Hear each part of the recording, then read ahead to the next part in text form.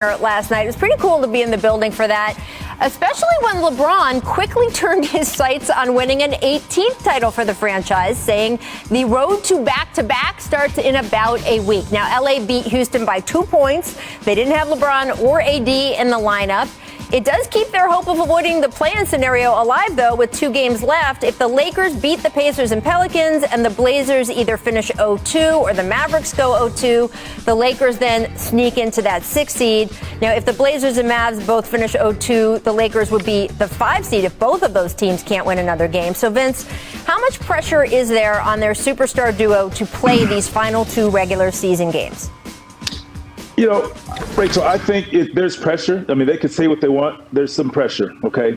But with the Lakers, it just depends on what they're trying to accomplish. What seed do they really want? Where, do they want to get 6 and play the Clippers, or do they want 7 and see the Clippers later on? It's just the path they want. And that's the only way I can wrap my mind around how why LeBron's not playing right now. Because, I think, yes, he has a lot of finals experience, and it's like an old hat for him. He's like, hey, I know when it's time to turn it up, it's time to turn it up, like he said in his speech. But as a team, you just want everybody to be on the same page. And yes, we remember how it is when LeBron's out there and how easy the game is. But you still want to have your guys going and playing your best basketball. I don't care if you're the Lakers or if you're Golden State or whoever you are. So that's my only concern. If they're healthy, I'm not worried about it. But it just depends on where they want to be in this situation. But when you play that game, you have to be careful playing in the play-in tournament, because you can run against a Steph Curry who can go for 50, 60,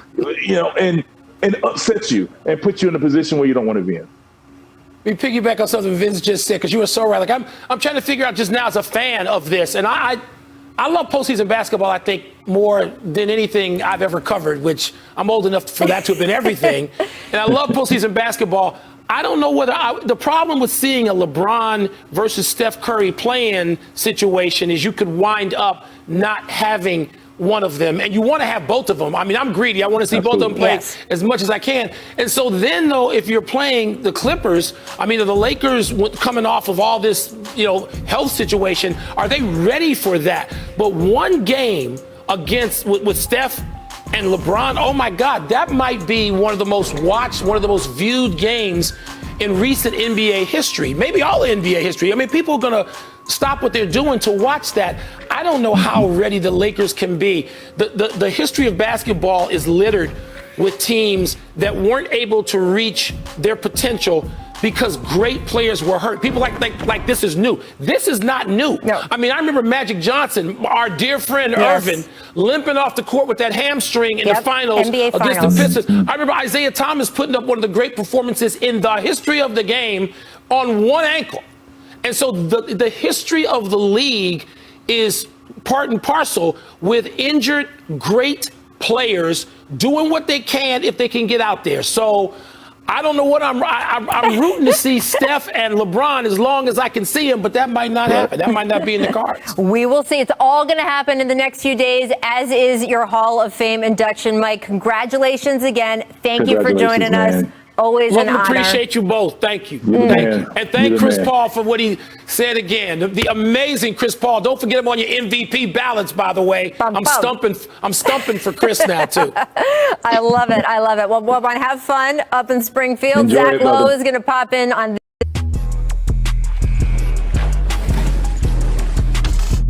Nichols, joined by a future Hall of Famer in Vince Carter and the legend co-host of PTI, whose Hall of Fame status, we'll get to that in just a bit. But you can just call him the GOAT, Michael Wilbon. Thank you guys for joining us. Thank you, Rach. Vince, good to be with you guys. Always. We got to dive right into the Nets game last night, gentlemen, because after an 18-game absence due to that hamstring strain, James Harden returned to the lineup last night. It was the longest absence of his career, but boy, did he pick up right where he left off. He came off the bench after sitting out the first quarter. That was to manage his minutes, so he'd be available at the end of the game. And he looked just like James Harden. He pitched in 18 points, 11 assists, 7 rebounds in just 26 minutes of action. Here is James on the importance of getting back before the playoffs begin. Take a listen. Of course. Preseason is one thing, regular season another level, postseason is an entire another level, and then it gets, the levels increase as you go different rounds. So, for me, I wanted to get out there and just be on the court, for my teammates and let them feel my presence, and then also get my conditioning and my win back up to where I'm able to compete and be effective on both ends of the ball for an extended period of the game. He's certainly doing all of that. And Vince, we've seen some other players come back from major injuries recently, and we say after their first game, their second game, oh, give it time. They got to get their timing back. They got to get their legs out and under them. We didn't see James needing any of that last night. What kind of grade would you give him in his return? I mean, first of all, he's just a straight baller, and I'm going to give him an A. And that's exactly why I'm giving him an A, because sometimes you come back and you can do all the practice in the world. You can prepare, you can run on the treadmill, all of that. Until you're out there on the court playing a professional game of basketball, guarding some of the best players, doing what you do in the moment, you can't get that type of experience. You can't get back in shape until you're out there playing. He was unbelievable. Like you said, 18 points, 11 assists, 6 for 8 shooting, and he didn't look like he missed a beat. No. He gets an A because of his importance to the team. Yes, the San Antonio Spurs aren't the San Antonio Spurs of old, but they dominated him, and a lot comes from that man right there. Rachel, A. That's all you can give him. I mean, Vince is completely right. A. I mean, you want to go A+. To me, the important thing is the 11 assists in 26 minutes. I mean, he got back out there. Remember, James Harden, to me, and I do have a vote. Mm-hmm. I mean, he was the MVP of this league for the middle third of the season. Yes. I mean, I know I started off saying LeBron, and I would have stuck with that. And obviously, LeBron got hurt and missed so much time. And then it was James Harden. I mean, it's the playmaking. It's the ability to say what Kyrie said. I know he was partially joking when he said, I said, James, you're the point guard, and that's right. That. And James was like, good, I'm fine with that. And his ability to just come back in and do that, I mean, physically, but also, just sort of plug into what his teammates needed in that space and what they need going into the playoffs. That guy was the MVP for the middle third of the season. And I mean, what Vince is saying is so important. Sometimes physically, you have to shake the rust off. We've seen that with other great Hall of Fame players in this season, future Hall of Famers. But man, what James did last night was extraordinary to me. It's so interesting. If you look at these stats, 3 stars, 2 stars, 1 star, but there's a number on the bottom. They're 19-3 with Harden and one of the other guys. Now, I would have expected that number to fall more in terms of, hey, when Kevin Durant is playing with one of the other guys, this is a guy who's a 2-time MVP, Finals MVP, 1-time MVP, right?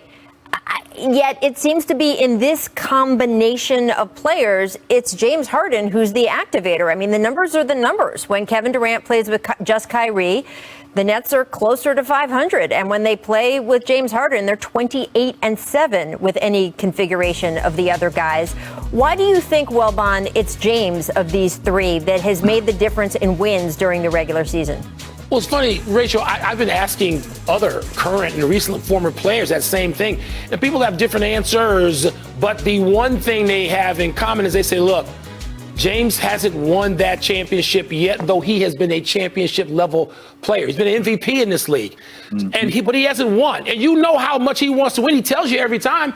He says that whenever he sits down post game, his comments are all about winning, team and what they're doing and what he can facilitate.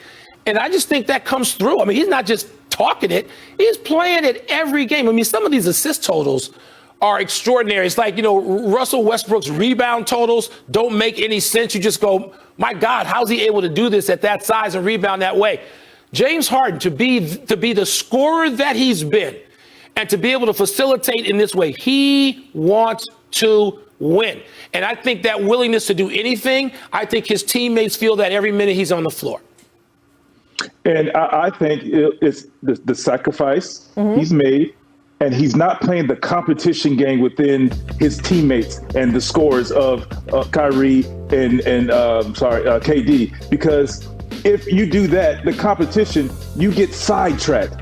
And he came in with a purpose. I want to win. I've won scoring titles. I've showed that I can score with the best of the best, but I want to win. And his sacrifice coming in, and he's the best facilitator. Let's just call it what it is. Yep. I think he's also one of the best scorers, but he's the best passer on their team, and he makes that team run. And when they're stagnant or they need a bucket, he can do that as well. So his importance is is far beyond the other guys as far as that's concerned. It's pretty crazy when the best facilitator, not only on that team that's a superstar-laden In team, but in the league, is also a guy who could drop 40 on any given night that he wants to. I mean, that's an incredible skill set. It's interesting. We threw up the bracket just a minute ago. They could play Boston or Charlotte, kind of with the way things are stacking up now. And obviously, this could all still move around a little bit as we have just a few games left in the season. If we get LaMelo Ball with the way he passes on the same court for a series with James Harden and the way he passes, obviously Brooklyn will be heavily favored in that first round matchup, and I would expect it to go chalk. But it will be a lot of fun for all the fans to get to watch it, right? I mean, for people who are 100%. connoisseurs of moving the basketball, that's something you would like to see. You know what? That's going to help LaMelo Ball in the future. I mean, he's